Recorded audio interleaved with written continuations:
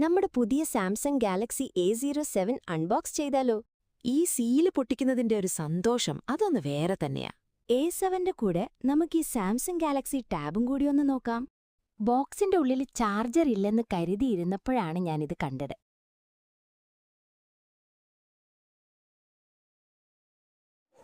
പുതിയ mobile open ചെയ്യാണ്. Samsung Galaxy A07.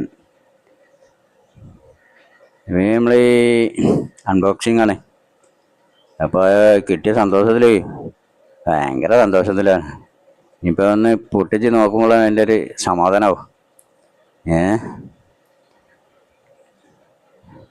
അപ്പോൾ അത് നമ്മൾ ഇവിടുന്ന് വാങ്ങിയല്ല, നമുക്ക് കൊടുത്തയച്ചതാണ്. അപ്പോൾ അതിൻ്റെ ആൾ തന്നെയാണ് ഇപ്പോൾ ഓപ്പൺ ചെയ്യുന്നത്. ഭയങ്കര സന്തോഷത്തിൽ ഓപ്പൺ ചെയ്തിട്ട് അങ്ങോട്ട് ഓപ്പൺ ആവുന്നില്ല. ഇങ്ങോട്ട് കട്ടാകുന്നില്ല പേടിച്ചിട്ട്. ഇനി പൊട്ടിപ്പോവാന്ന് ഞാൻ വിചാരിച്ചിട്ടേക്കും. ഏതായാലും അങ്ങനെ എല്ലാം കൂടി പിന്നെ പൊട്ടിച്ചേക്ക് ബോക്സ്. അപ്പോൾ അതിലൊന്നുമില്ല. പിന്നെന്താ വെച്ചാൽ അതിൻ്റെ പിന്നെ കവറൊന്നുമില്ല. അപ്പോൾ അതിൻ്റെ മുകളിൽ തന്നെ മൊബൈലാണ്. മൊബൈല് നമ്മൾ ചാർജർ ഉണ്ടാവില്ലെന്ന് വിചാരിച്ചിട്ടോ. സാംസങ്ങിലൊന്നും ചാർജർ ഉണ്ടാവില്ലേ, പക്ഷേ ഇതിൽ ചാർജർ ഉണ്ട്. ഇനി എന്താണെന്നറിയില്ല, ചില ഇതിലൊന്നും സെറ്റിൽ ചാർജർ സാംസങ്ങിൻ്റെ ഉണ്ടാവില്ല. അപ്പോൾ അതുകൊണ്ട് ചാർജർ ഉണ്ടാവില്ല എന്ന് വിചാരിച്ചു. ഇപ്പോൾ ഇതിലുണ്ട്. ഇപ്പോൾ അപ്പോൾ പൊളിച്ചിട്ടും ആ സാധനം കൊണ്ട് കാണില്ലേ.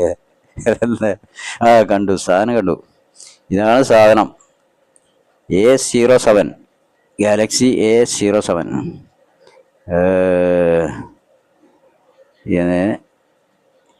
കുഴപ്പമില്ല, കാഴ്ചയിലും കുഴപ്പമില്ല. ഇനി വർക്ക് ചെയ്ത് നോക്കിയാലേ അറിയൂ. എനിക്ക് പിന്നെ സാംസങ്ങിനോട് വലിയൊരു ഇതില്ല.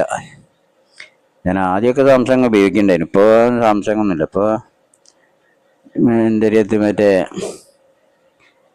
എന്ത് പോണേനു പേര് ഓർമ്മല്ല. ആദ്യമൊക്കെ സാംസങ് ഗാലക്സി തന്നെയാണ് ഉപയോഗിക്കല്. അതൊക്കെ പോയി. പിന്നെ ഇപ്പോൾ പുതിയ ഓരോന്ന് സാംസങ് ചിലതൊക്കെ കംപ്ലൈൻറ്റ് വരുന്നുണ്ട്. അപ്പോൾ നമുക്ക് നമ്മളെടുത്തൊന്നും കംപ്ലൈൻ്റ് ഒന്നും വന്നിട്ടില്ലായിരുന്നു. കുഴപ്പമില്ല. ഏതായാലും ഇപ്പോൾ നല്ല സന്തോഷത്തിലാണ് മൊബൈൽ കിട്ടി. ആ സന്തോഷമാണ് ഇപ്പോൾ കാണുന്നത്. നമ്മൾ ഓപ്പൺ ആക്കി നോക്കിയാണ്.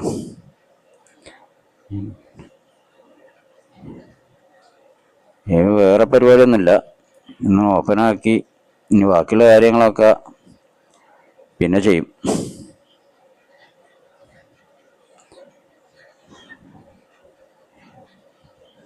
അപ്പോൾ സംഗതി ഇവിടെ നിർത്തുകയാണ്. ഇത്ര മാത്രമേ ഉള്ളൂ.